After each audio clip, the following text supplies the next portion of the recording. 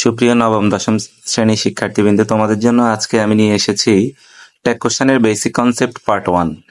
Tag question সম্পর্কে আমরা প্রাথমিকভাবে যে জিনিসগুলো অবশ্যই জানা দরকার, এই জিনিসগুলো জানলে তোমাদের ট্যাগ কোশ্চেন সমাধানে আর কোনো সমস্যা হবে না।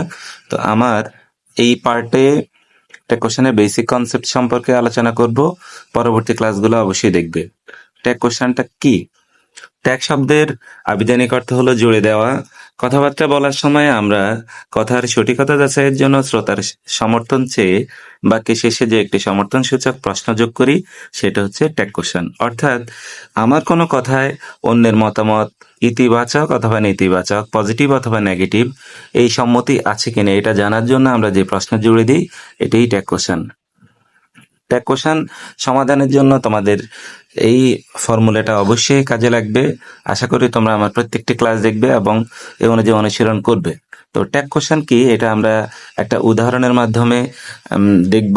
উদাহরণটা আমরা একটু খেয়াল করি।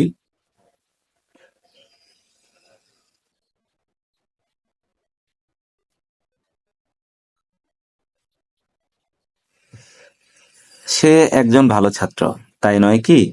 এখানে প্রথম বাক্য হলো আমার বক্তব্য সে একজন ভালো ছাত্র, আর দ্বিতীয় বাক্যটি হলো প্রথম বাক্যটি সঠিক কিনা তা যাচাই করার জন্য শ্রোতার কাছে সমর্থন আদায়ের বাক্য। তাই নয় কি? তাই নয় কি বলার পর শ্রোতা হ্যাঁ বা না যে কোনো একটা উত্তর দিবে। এই যে সমর্থন আদায়ের জন্য আমি যে বাক্যটা জুড়ে দিলাম, তাই এটা কোশ্চেন। অর্থাৎ আমার কথার প্রতি উত্তরে শ্রোতার সমর্থন আছে কি না এটা যাচাইয়ের জন্যই আমরা যে প্রশ্নটা জুড়ে দিই, সেটাই ট্যাগ কোশ্চেন। কয়েকটি উদাহরণের মাধ্যমে আমরা বিষয়টি ক্লিয়ার হব। যদি আমরা উদাহরণগুলো খেয়াল করি, তাহলে তোমাদের এই বিষয়টি সম্পর্কে আরো ক্লিয়ার ধারণা পাবে। আমরা উদাহরণগুলো একটু দেখার চেষ্টা করি, ভালোভাবে অনুসরণ করো আমার কথাগুলো, তাহলে দেখবে যে তোমাদের ট্যাগ কোশ্চেন করতে আর কোনোই ঝামেলা হবে না। কারণ ট্যাগ কোশ্চেন নিয়ে আমাদের অনেকেরই বিভিন্ন বিষয়ে ভ্রান্ত ধারণা থাকে। আমার এই ক্লাসগুলো যদি তোমরা অনুসরণ করো, তাহলে অবশ্যই তোমাদের ট্যাগ কোশ্চেন সম্পর্কে পরিষ্কার ধারণা পেয়ে যাবে।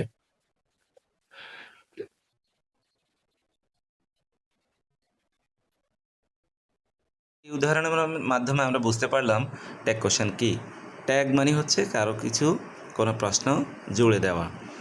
ভালো ছাত্র তাই নয় কি, এই কথার মাধ্যমে আমরা যেমন ট্যাগ কোশ্চেনের পূর্ণ ধারণা পাই। উদাহরণগুলো আমরা একটু খেয়াল করি।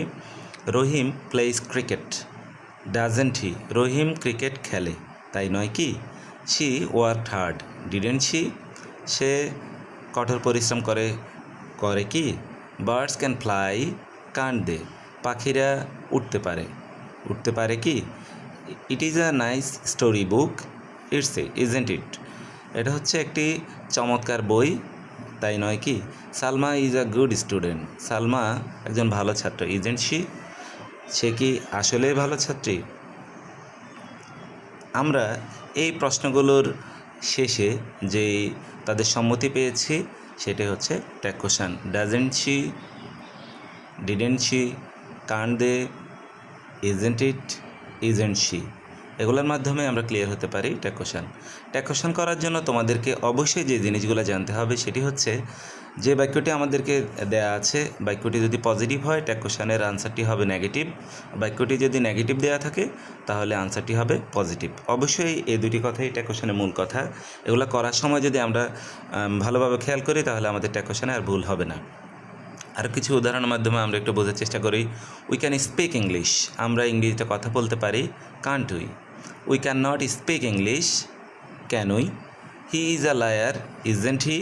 হি is not a liar, is he? Salma is a good student, isn't she? তার মানে হচ্ছে এক নম্বর বাক্যটি একটি পজিটিভ বাক্য, এই কারণে এটার উত্তরটি হয়েছে নেগেটিভ। দ্বিতীয় বাক্যটি we can not speak English, negative বাক্য বিধায় এর উত্তর হচ্ছে positive, can we? He is a liar, সে একজন মিথ্যুক বা মিথ্যাবাদী, ইজেন্ট হি? নেগেটিভ, পজিটিভ বাক্য বিধায় নেগেটিভ আনসার হয়েছে। এই বিষয়গুলো তোমরা অবশ্যই ট্যাগ কোশ্চেন করার সময় মনে রাখবে। কোশ্চেন করার জন্য আমাদের অবশ্যই তিনটি উপাদান জানতে হবে। এক নম্বর হচ্ছে অক্সিলারি ভার্ব, নট মানে নেগেটিভ, সাবজেক্ট ওয়ার্ডের প্রোনাউন।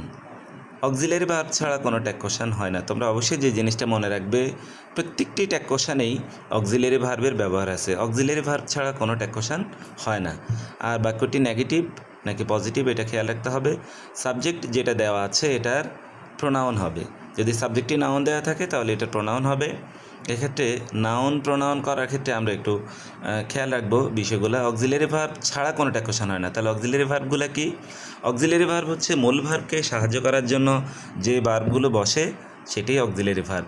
ট্যাকোশনে সাধারণত অক্সিলারি ভার্ব হিসেবে do, does, did, am is are, was, were, been, have, has, had, shall, should, will, would, can, could, may, might, must, dare, need, ought এগুলো ব্যবহৃত হয়। প্রত্যেকটি ট্যাকোশানে এখানে যে অক্সিলারি ভার্বগুলো দেওয়া আছে এটার কোনোটা না কোনোটা ব্যবহার করা হয়েছে। আমরা ট্যাকোশানে যখন প্র্যাকটিস করব এই বিষয়গুলো অবশ্যই খেয়াল রাখবো যে অক্সিলারি ভার্ব ফাইন্ড আউট করতে হবে। অক্সিলারি ভার্ব বের করা ছাড়া আমাদের ট্যাকোশান সমাধান করা সম্ভব না। এক্ষেত্রে তোমরা অবশ্যই অক্সিলারি ভার্বগুলো মুখস্থ করে নেবে যাতে তোমাদের ট্যাকোশান করার ক্ষেত্রে আর কোনো জটিলতা না পড়ো, এই জিনিসটা খেয়াল রাখবে। করার ক্ষেত্রে আমি দুইটা কথা বলেছি, একটা হচ্ছে বাক্যটি যদি পজিটিভ হয় ট্যাকোশানটি হবে নেগেটিভ, আর বাক্যটি যদি নেগেটিভ হয় ট্যাকোশানটি হবে পজিটিভ। এক্ষেত্রে কিছু কিছু ওয়ার্ড আছে যেগুলো জানলে আমরা বুঝতে পারবো এই বাক্যটা নেগেটিভ বাক্য। যেমন যে সকল বাক্যে no, not, never, nothing, little, few, scarcely, hardly, seldom, nobody, no one, none, neither, nor এই শব্দগুলো যদি কোনো বাক্যে থাকে তাহলে অবশ্যই আমরা বুঝে নেব এটা একটি নেগেটিভ বাক্য। নেগেটিভ এবং পজিটিভ বাক্য বোঝার জন্য আমরা কিছু উদাহরণ যদি খেয়াল করি, I have a few friend, আমার বন্ধু নেই বললেই চলে, বা আমার অল্প কয়েকজন বন্ধু আছে, হ্যাভ আই, এটা একটি নেগেটিভ বাক্য। এখানে ফিউ ওয়ার্ডটি দ্বারা আমরা বুঝেছি যে এটা একটা নেগেটিভ বাক্য।